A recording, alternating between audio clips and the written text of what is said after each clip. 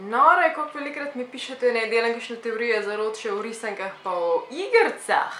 In sem rekla, ok, zakaj pa ne, saj smo že ful govorili o Simpsonovih pa o Disneyju smo že ful govorili, dajmo še naprej govoriti o risankah in o teorijah zarote povezani z njimi oziroma detajlih, ki jih verjete niste vedeli in vam bojo mehen zmešali noči pa povzročili kakšno nočno moro ali pa.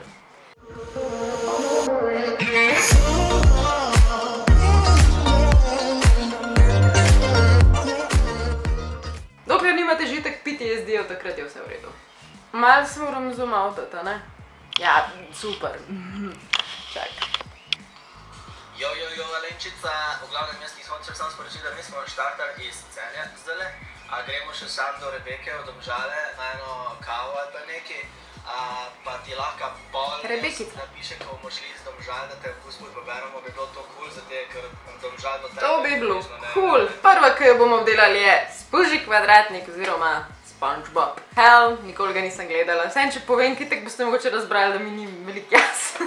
To je goba spužva, ki živi pod vodo in ima zaljubljenčka polža, ko vse poje krvic. Poleg tega so tam veverci v bikiniju z nadpovprečno inteligenco in ljudje na internetu pravijo, da to ni naključje. Namreč 1940. leta je v Tihem oceanu, v Pacifiku, na tem območju, točno tam, kjer naj bi bil SpongeBob, kjer naj bi se dogajalo vse skupaj, pa Bikini Atoll Island, ki dejansko obstaja. Kje torej izvira teorija zarote? Od tega, da so tam dejansko izvajali nuklearne poskuse med drugo svetovno vojno. In to bi nekako razložili dogajanje tam pod vodo. Te čist navadne stvari, kakor so govoreč ligan, pa spužva, pa rak, ki ima svojega babija, potem kita, ali pa Flying Dutchman, ki pravijo, da nam vse zadnje mogoče sploh ni ampak je dejansko en čist navaden pirat, ki je samo dobil in fasal ta sevanje, zato se tako zeleno žari in henga tam.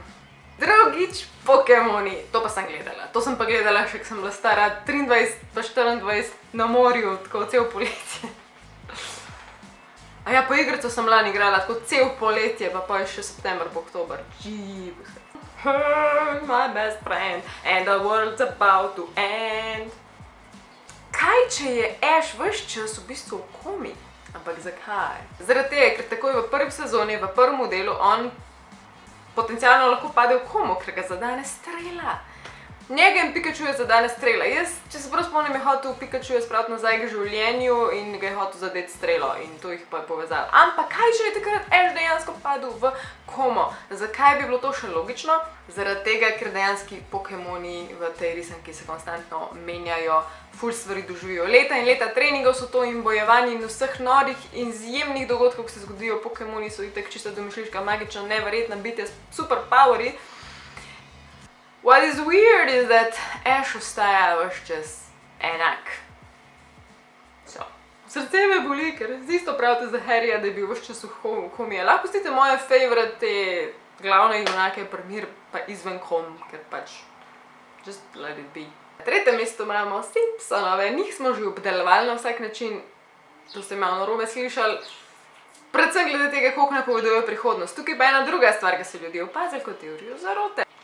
Pustili smo kome za sabo, zdaj gremo v incest.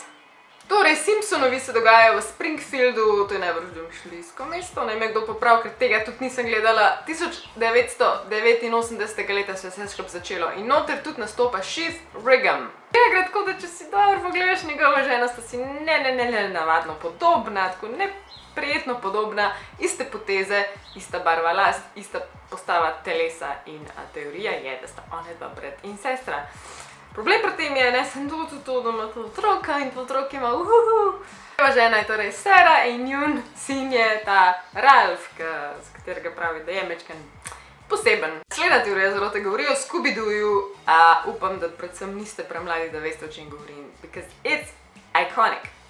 Sami teoriji zarote se reče The Red Wolf. Ta skupina kolegov, ki se not pojavljajo, te glavni junaki in pa njihov en pes, so tako imenovani The Mystery Machine Team. Večkrat nenavadno, da se nikdar v lifeu niso vprašali, zakaj imajo zraven sebe govorečega psa.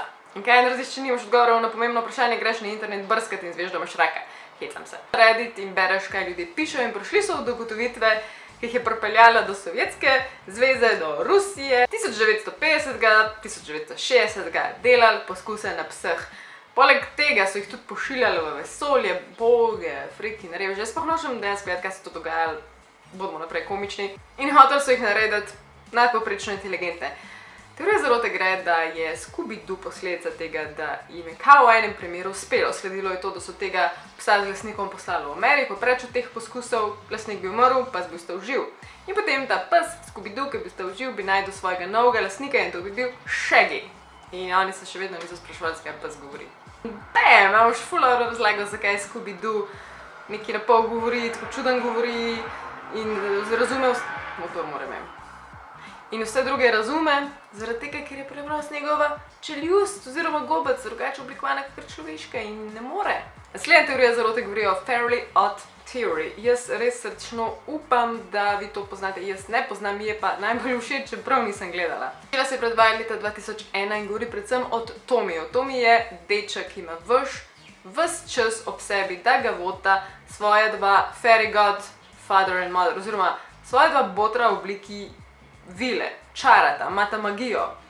Ime ima je Wanda in Kozmo in ves čas ste mu ob strani njim pomagate, kadar je v največji zagati. Pa še ena zelo pomembna stvar, Tomi je dejansko v depresiji. Ljudje so začeli razmišljati, ker Wanda in Kozmo mu ne smeta pomagati preveč. Če mu pomagata preveč, se zgodijo slabe stvari. Zakaj je vse skupaj tako amazing? Ker sta ona dva posebitev alegorija Zolofta in Prozacka.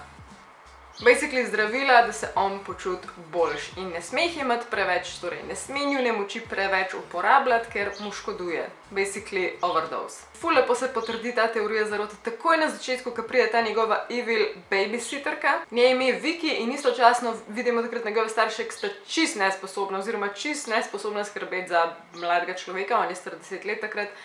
In istočasno se pojavita te njegove dve vile, torej Zoloft in Prozac. Na naslednjem mestu je Little Mermaid oziroma Ariela, whatever. Upam, da ste to gledali, meni je to najljubša risanka v otroštvu, basically.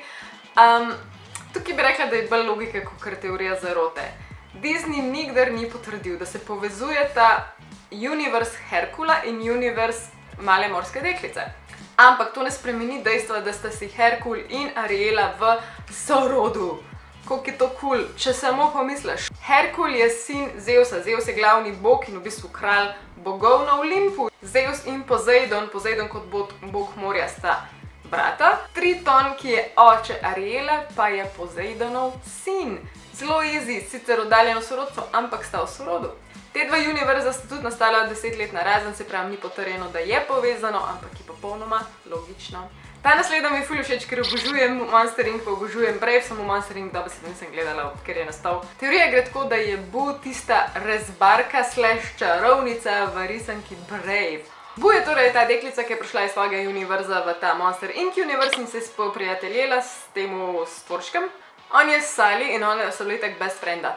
Rečeno je po tej teoriji zarote, da je ta punčka Boo celo življenje potem iskala pot nazaj in ker je bila ful brihna, si je lahko zapomnila, kako približno je prvič prišla, torej čez vrata. Vrata so bila portal v ta svet do Sallyja. In rečeno je, da ker je celo življenje spet iskala novi portal, ga je našla, ampak ji ni pripeljal v Monster Inc, ampak jo je pripeljal v risanko Brave, ki je pa drug Pixar movie.